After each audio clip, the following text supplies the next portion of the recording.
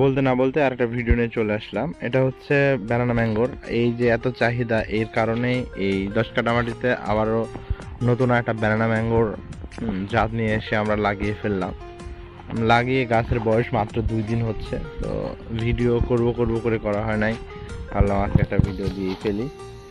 তো ভাই, করলাম একটা ব্যানানা ম্যাঙ্গোর আবারও বাগান। এটা প্রায় 10 কাঠা জমির উপরে আছে। প্রত্যেকটা সারিতে এই যে দেখছেন 4 হাত পর পর লাগানো আছে একটা করে গাছের স্পেস।